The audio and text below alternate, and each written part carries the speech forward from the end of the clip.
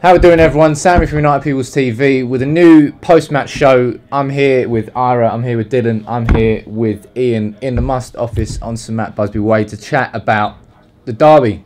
2-1.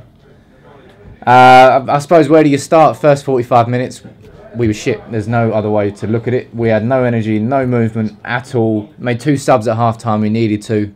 We played a bit better, but I still don't think we were at the races. What's your overriding feeling from that? Yeah. You know, is there any positives to take away from it? I think that's what you got to look at. Consider it's only the 4th game of the season.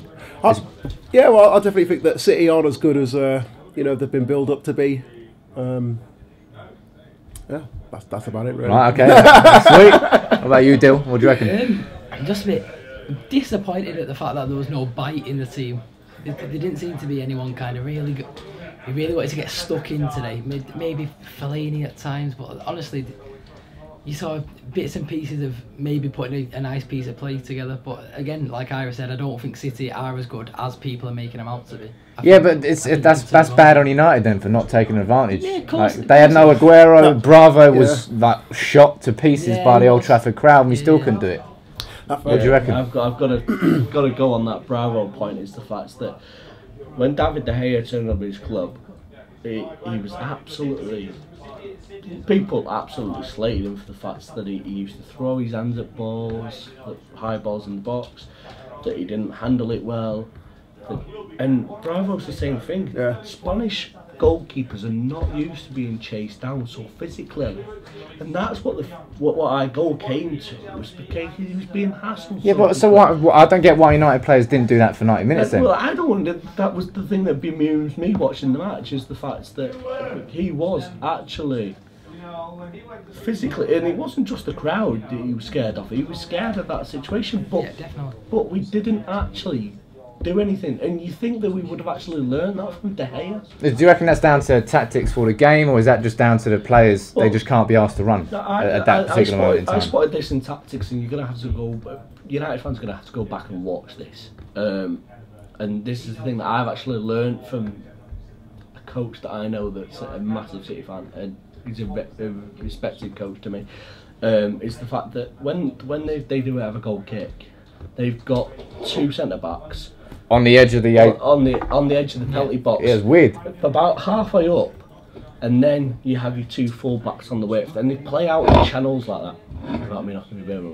They play out in channels over in that, and if they need to change that situation, the keeper either goes long, or there's the defensive midfielder in City's case, and they drop him on, and they play out that way, and that was the way that they set up. Yeah, but it was very simple to go against it, wasn't it? But it wasn't. There was nothing rushed about it, and I think if you're one of the United players, you would see that quite simply. If you don't see that quite simply, how the hell did Mourinho not see it? I thought that was the key. Yeah. But everyone knew that City were going to play. That's the reason they got rid of Joe Hart to Torino and brought Bravo in, because they were going to play with a goalkeeper being as playing as a fucking defender, basically. Playing from out the back, essentially. Yeah, exactly. And so as soon as we stopped them doing that, then they panic stations. And then end of the first half, we had Zlatan.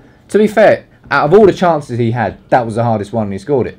But then he had a header, which straight to Bravo. Then he had a P-roller, if he stood there, looked up. He had so much time. No goalkeeper in the net.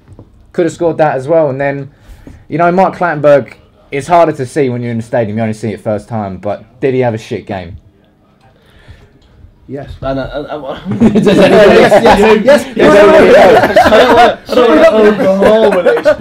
We don't really want to blame the ref, really, because the team that we put out today was more than enough to beat City. You know, forget Rashford's goal that was offside, and the decisions that went against us and the linesman. You know, forget about all that, because them guys will make decisions that are wrong. But the team that's out there today should have beaten City. Well, my point, without trying to interlude with obviously yourself, but my point with that was the fact that City fans always give it that Clattenburg's a red. He's a red. He's a red. He wasn't until we made that flag at Chelsea the other year. United fan. I had a phone from a City fan the other year, and he's not a red. There were so many decisions that went against us today, and that's nothing better about his refereeing performance. But if he was a red, 9 times out of 10, some of those give the decisions 50-50s our way, would go our way. Come on, And, it's not the case. Like you say, the 50-50 would go our way, and they didn't today.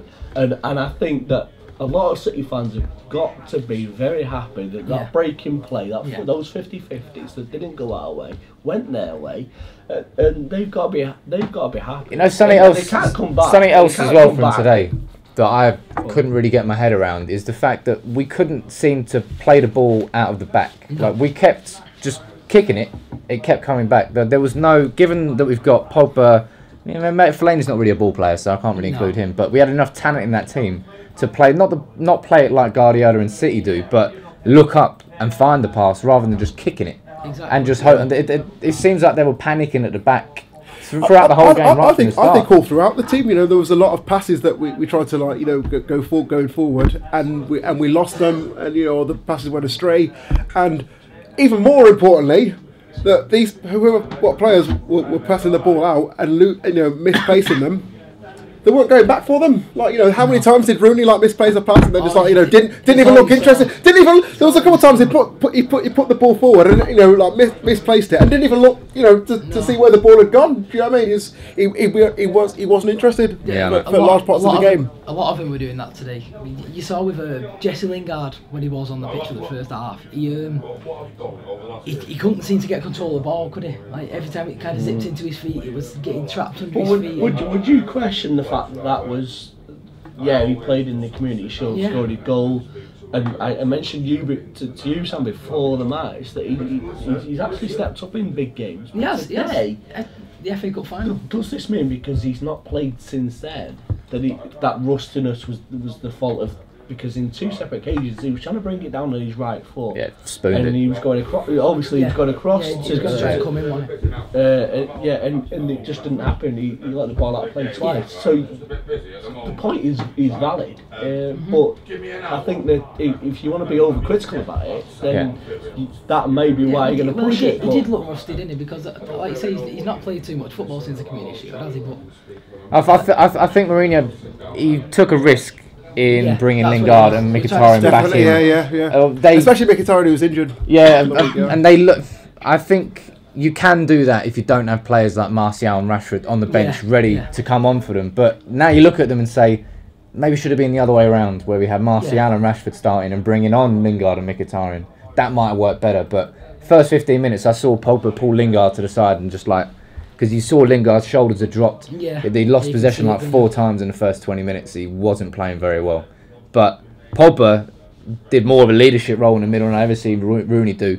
Or did just. But I'm not going to get onto Rooney because I'll lose my mind. But I'm just really fucking disappointed. We've had worse defeats against City, but City didn't have Aguero. They had a brand new goalkeeper starting. We were at home. We won 3 out of 3.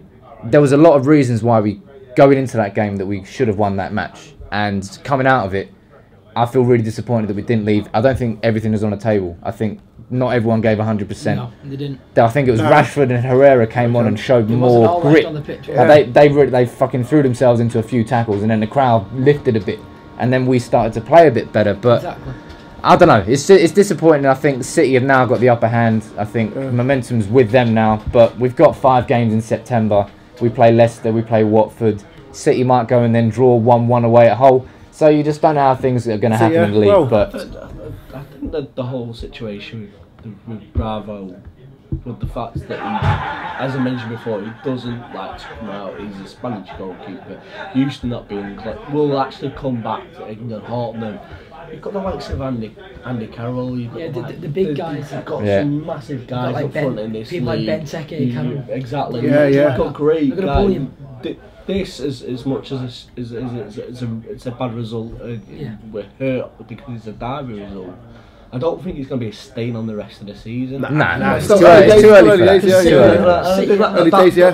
That's the major point to take out today. We had internationals last week. So it's not a major stain on this season for United. I think that's the positive that as United fans we're going to take away from that. The thing with City, you're going to see them drop points against the big strikers like Andy Carroll and Benteke because their teams are going to go long at the keeper, whereas They did for a bit, but we're not really one of those go straight at the keeper. It's a derby, innit? Anything can happen. Yeah, anything But can when happen. they do I go didn't think against it the worked. teams, We didn't actually try that tactic. We did there for was a a bit. lot of long balls into Ibrahimovic. But they was never on the keeper. Do you know what I mean? He Well, was. looking forward, so we've got final on Thursday, and then I think we've got Watford, and then we've got Northampton, Yeah. then Leicester, Yeah. and then Zoria. So we've got 5 games in the next It's a funny run. 19 days now, start after today's game. So there's going to be a lot of changes, a lot of mixing around. And we saw today that some players aren't ready, some players are ready. So I think Mourinho's going to have to switch it a lot. I think today Mourinho made some serious mistakes and he corrected them at half time and we improved. But game was dead and buried for me after 45 minutes. I think that's when we lost it. But you know, we could chat all day about this, but we're not going to because you're going to get fucking bored. Especially because we lost. If we won, then you might want to stay. We But could listen to a win all day. yeah, exactly. We could literally talk about a win all day. But make sure you subscribe to United People's TV. We'll be doing more of these as and when we can. We're going to try and improve the audio as well. So sorry if it's a bit shit, but it's the first one, so I'm sure you can let us off. And we'll see you all soon. Take it easy.